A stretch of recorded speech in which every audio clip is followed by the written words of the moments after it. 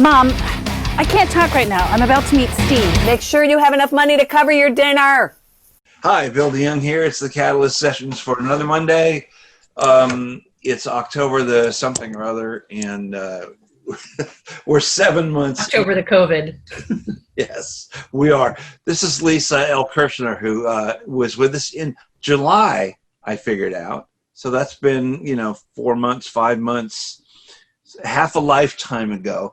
And we just saw the trailer for Lisa's first film, which is a 10-minute, well, it's a short, it's 10 minutes. It's called My Dinner with Steve. And what we saw was basically the first couple of seconds of it on the pier, which was cool. Tell me about this film. You shot this in March? Yes. So I had the idea for this film, wrote it and shot it really in under a month. And it's from stories that I've been collecting and working on for a very long time. Yeah. It's the filmmaking part of it that was the shift for me, and we shot it just over 2 days right before lockdown, and then boom, everything went into lockdown. I mean, we had hand sanitizer on the set, and I was very much like, if you're not feeling well, don't come. But it was really before everything went completely different and stopped. The shots taken on the waterfront, as we saw, it looks like you shot it in the Iberian Rooster. Yes, we did. Yeah. That's where I had True Stories for many years. Last time you and I talked, back in July, you were just saying how the Iberian Rooster was like your favorite place on the planet after India or something. Nice. And that's pretty accurate right there. You got it. Okay, so and it's interesting. Yeah, it's like down the stairs at that little. The subterranean, they call it. Yeah. Yeah. Okay. We don't want to give too much away. It's a 10-minute film. We saw the 17-second trailer. I mean, it occurred to me, Lisa, that maybe you couldn't really do a longer trailer because you'd give away some of the story. It's short.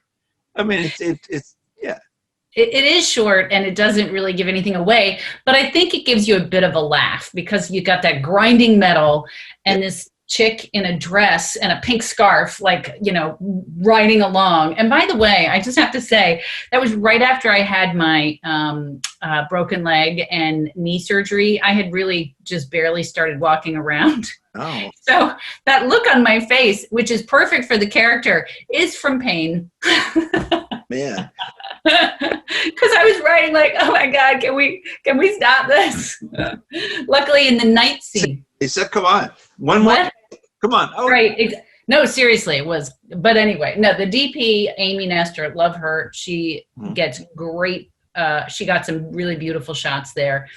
But yeah, we shot it in and around this iconic looking city. And I love the scenes outside as much as the scenes on the inside of Iberian Rooster. And they were gracious enough to let us go in there and film during the day when they're not open. Oh, yes. Well, we should say that Eugenie Bondurant directed. Yes. And how long did it take? It's a 10-minute film. Did it take, 20 minutes to shoot? I mean, how long to shoot? Well, it was 2 days. So it was 1 day with the full cast and crew. Yeah. And then the second day was the shots of me riding around town. Oh, yeah. And that sort of, those shots. So. Let's start here because it's short. I guess I was trying to say that more eloquently, but it's short. What can you tell us about this film? I've seen it. I'm not giving anything away. What do you want to tell the folks at home about it? Well, there's so much that I want to say. So as you know, I came to filmmaking later in life. I had a long career as a writer, journalist, author, and I sort of came into filmmaking almost accidentally, but by moving to St. Pete, I got some opportunities to work with HSN, and that actually made me want to be better at doing that. So I got hooked up with Andy Matheny, who she's just created this you've had her on the show. I saw that episode. she's created this incredible sort of talent pool here. And anyway, but what I noticed as I sort of looked into doing more acting was that there's a real dearth of good material for women like me. Mm. And so, you know, I thought, well, I'm a writer. I'm going to change that. So I started writing short pieces, and I've written several. And I got to tell you, Bill, I love them so much more than books because to some extent, they're easier to write, at least in the short form. I actually have not tackled a full-length feature film, but I have a couple more films in this series with this character, you know, where the story kind of continues. So, you know, I'm looking forward to bringing those, and it's along the same kind of theme, sort of where. And you know, in this My Dinner with Steve, there's an alcohol addiction component. In the one that's coming up next, Inside Hope, it's more of a love addiction component. And pardon me? It's the same character? No, Hope is the main character. Jen makes a cameo, but Hope is the main character in that one. And then in the third one, I'm going to send them both to India. How fun is that? Oh, there you go. Well, the great thing about St. Pete is you can film around here and kind of make it look like India. So, well, that's interesting. Well, yeah. I'm trying to picture that. I'm sorry. So, the idea really was, I mean, this is your first venture into filmmaking. So I wondered, first of all, before I go there, okay, this is very stream of consciousness, right? Tell me about HSN. I'm not getting that. This is where I learned to be a filmmaker. What did you?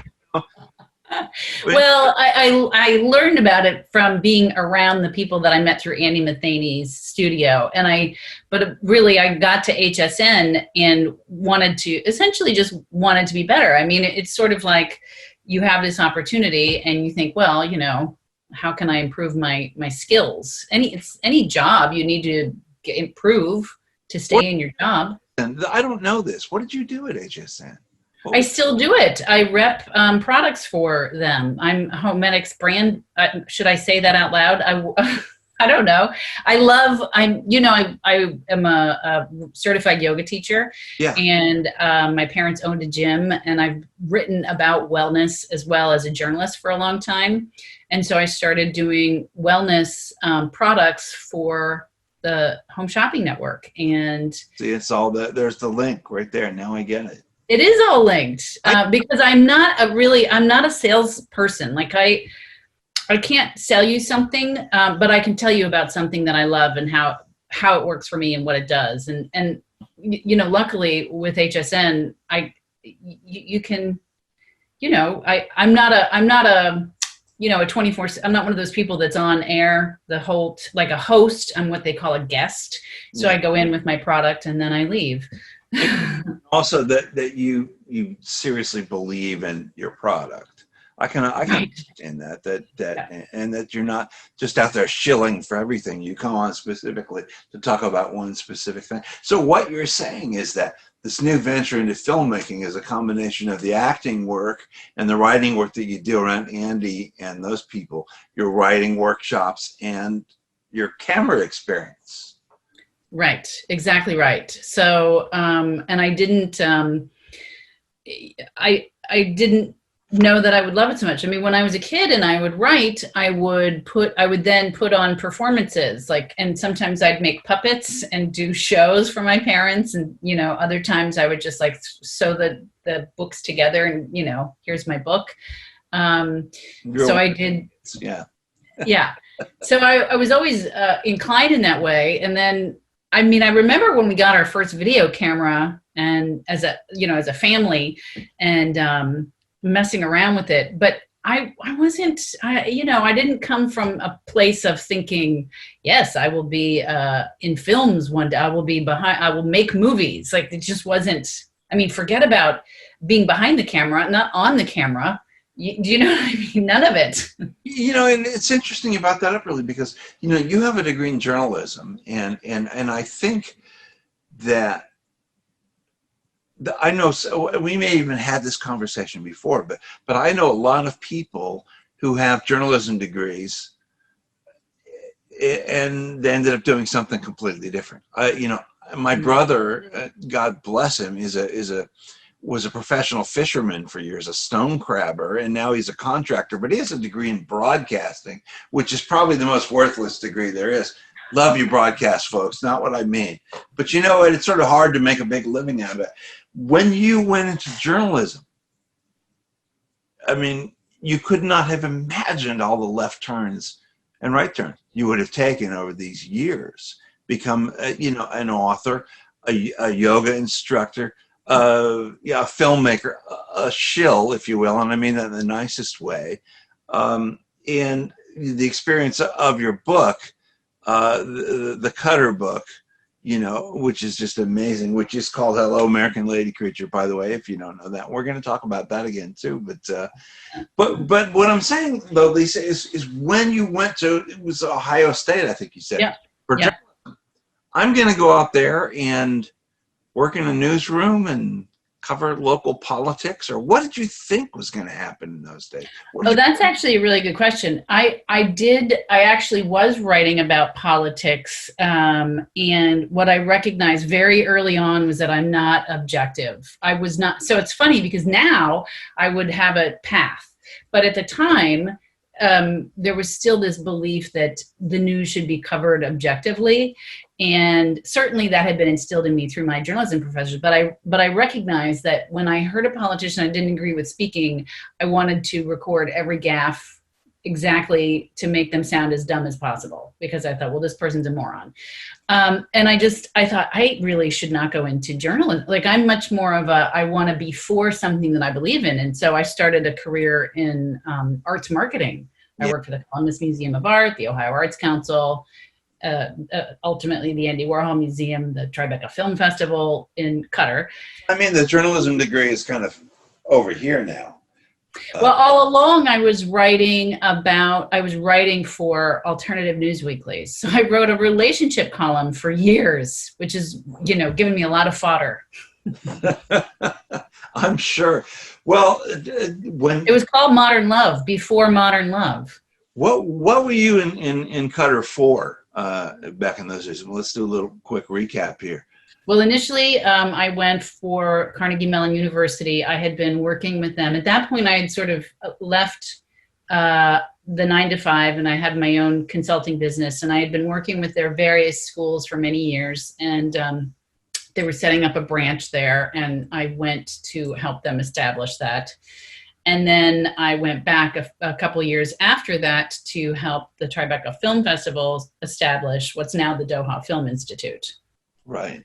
And so to sort of race through the recap, that became a series of essays you were going to write about the experience of living over there in what some people call Qatar.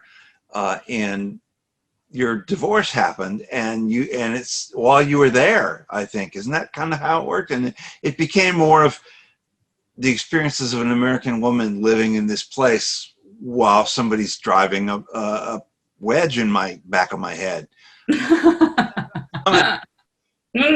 That's what I'm about. It became something completely different than it started out as. Just like that's very true. So it did become my book became a memoir instead of a book of essays, because it seemed disingenuous to write as an observer about how women were sort of experiencing life in that culture when I was having such a major kind of a shift. And my big recognition was that I still held as many preconceived notions about my own feminism, my own femininity, as the women around me, despite my view of authority and belief that I knew more about feminism than they did. And, it just looks different in different cultures. And then the follow-up book, which is about the 10 years I sort of spent going back and forth between India, I'm sort of mining some of the India and New York. I'm mining that for some stories for this series of films. Oh, that's interesting. Now, you went to India to study to become a yogi, isn't that right? Yeah, to And study yoga. actually, like to be in India, and how cool is this? And I'll do this too. I remember you telling me that. I mean, Well, I needed a time out. Like I had been working really hard for many years. The marriage ended and I didn't know that it was about to end. Like when he ended the marriage, I was very much taken by surprise. We'd had our challenges, but that was just not what I was thinking was going to happen. And I thought I need to get back in touch with, myself and kind of step back from the corporate world. And that's when I really focused more on the writing. Like I said, I'd always been writing these articles. I had that column. I did lots of other pieces while I had these jobs. But then when I left, I focused more on that and teaching yoga. is the book still called Blissful Thinking? That's what I have it tentatively titled. So my agent is shopping it, and maybe a successful film will sell the book So to a publisher, one of the top five, one of the big five. you're taking vignettes out of your own Indian story, and you're gonna, Yes and no. I mean, they are, like I said, I wrote a dating column for many years, and so a film is very different from a book. I know, you heard it here first. But yeah. everyday learning. Anyway, but the to raise the stakes, it's just much more convenient to fictionalize in a movie, to just braid in elements that make it work and also make it tight, especially for short films. So the first one is 10, the second one is probably going to be about 15 minutes, maybe a little bit. And then the third one, at this point, it's a half hour at least. What's going to happen with this film? Are you sending it out to short festivals? The first one or the first one I'm sending out to festivals. I mean, So yeah. It's already been accepted into 2 festivals, which is fantastic. Are they? Tell me. Festival Angelica, which is it's sort of an itinerant festival. It's planned to be in Pasadena, but I'm getting this sense that it may be online. Yeah.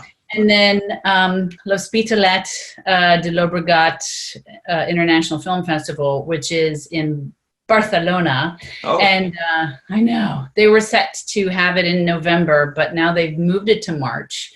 And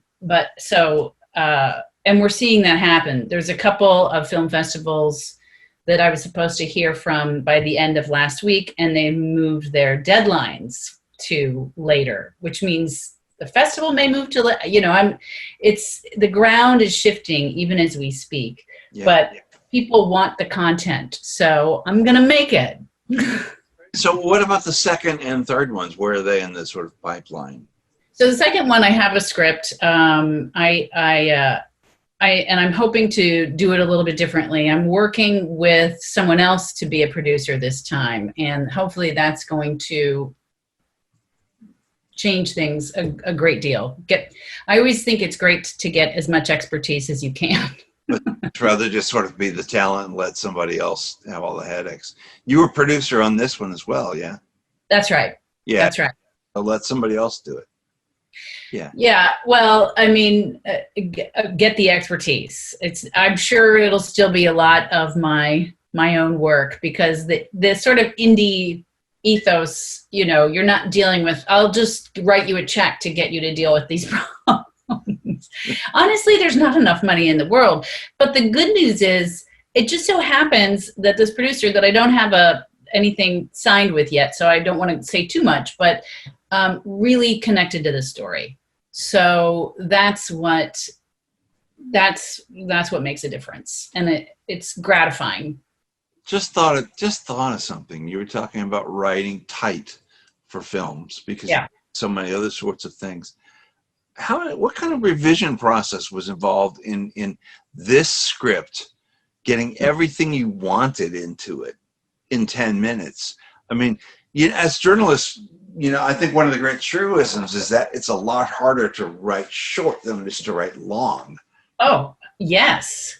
In the 90s and even the 80s, Jesus, I wrote so many awful long rambling stories, you know. And I wish an editor was there to take a butcher knife to it, or a Yes. meat cleaver or whatever. So to say, okay, well, I got the story. It's Jen and it's Steve, and I got the story, but it's 17 minutes long. Then did you have to be at 10 minutes, or what? I mean, what did you have to do to keep the process of making it tighter and tighter? Don't murder your darlings. You have to get rid of things that you think are great, but they don't. Absolutely. And you have to find more efficient ways to convey information. So there was another scene, as you pointed out, that was part of this, actually Andy Matheny, who took a look at the script, she said, you got to get rid of this scene if you want to film this in 2 days.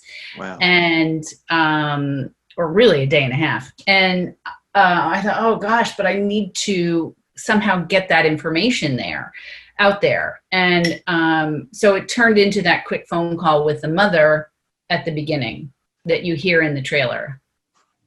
Well, that's an education, isn't it? Oh, I can do that. Right. And because it's not a memoir, which, as much as memoirs are creative, you have to put things together in a smart, intelligent way so that people can understand them. You're collapsing characters, collapsing timelines. Yeah.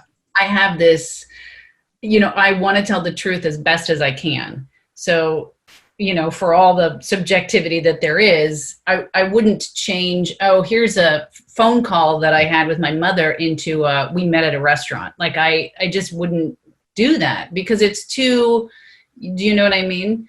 Let me just say that it works the way it is. And until you told me that, I would not have guessed that. Yeah. Yeah. But I know that process. Like I have a one-man play that I wrote late last year, and I'm just in the process now of going in and cutting out parts and tightening things. And it's never done, but it's sort of like, why didn't I see this 6 months ago? I can do this, and it's better.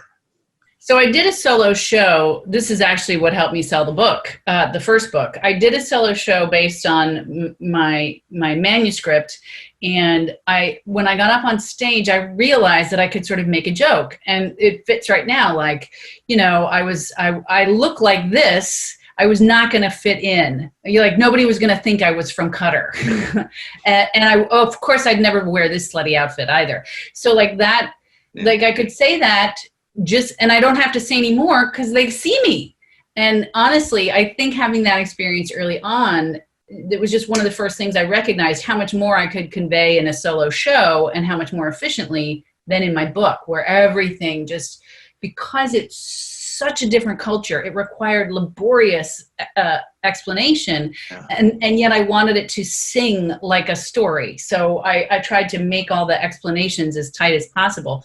And then the freedom of being able to perform it and demonstrate rather than, I think that's what will happen. I'm not going to perform the show, but I think that when the actor finally does, that when we start working through it, when we get to do that, he'll say, well, this could be in his experience. And once we see it performed, once you hear it out in the air, let me talk to you about true stories. Because wait, I have to ask you one thing. And don't you find that fun about the collaboration, but also what's the story about? What is it?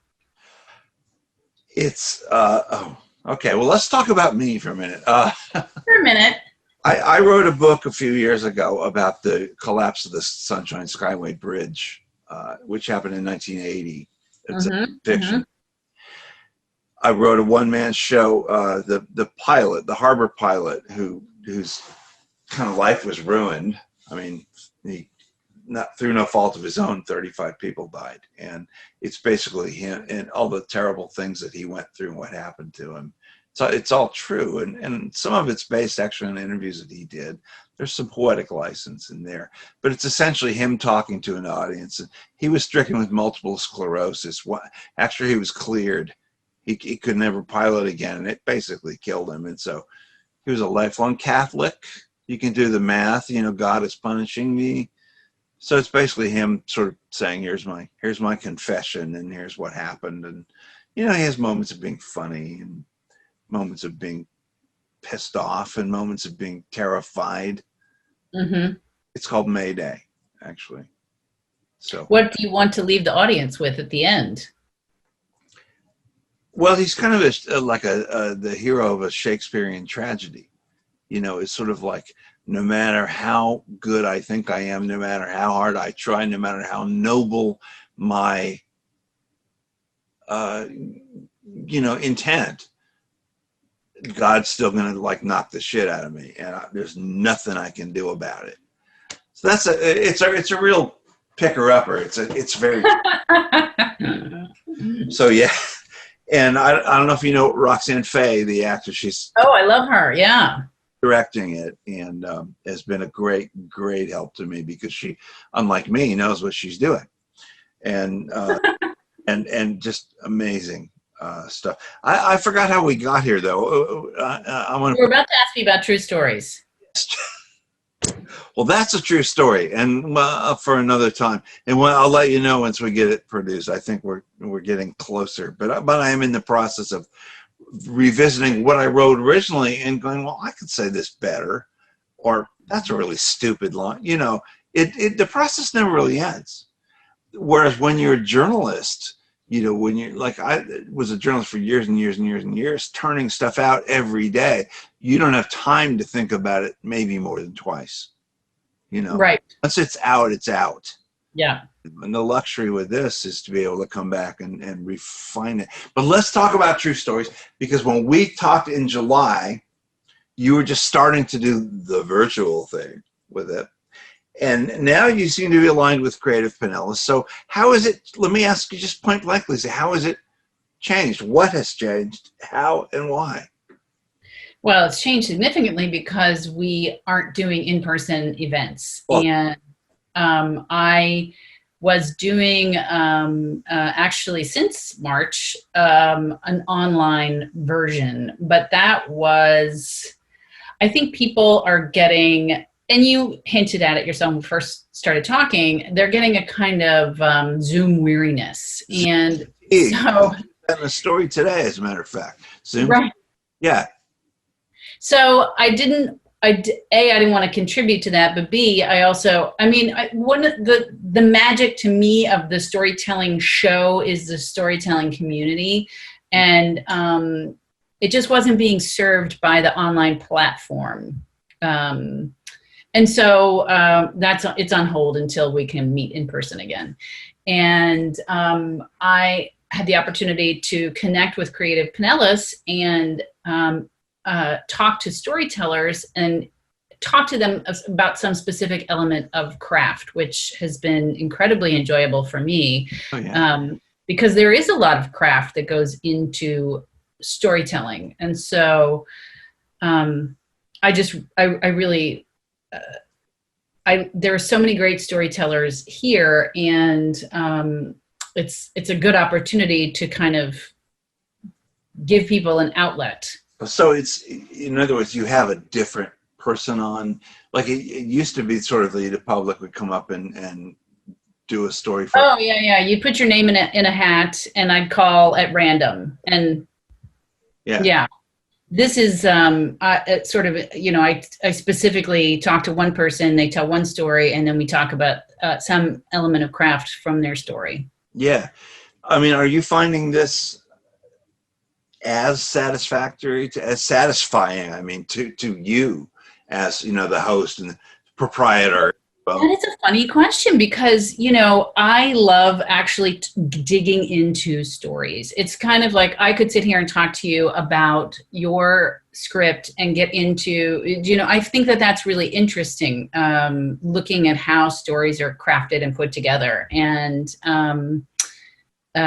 so it's not the same, but that's sort of like saying, which is your favorite child? Although, most of us know, really. My mother made it clear to me. Yes. Exactly. I'm one of 4. We'll just leave it there. Love you, Mom. That's the bottom of the totem pole too, and I'm one of 2, so that's a little uneven. Yeah. So it's different.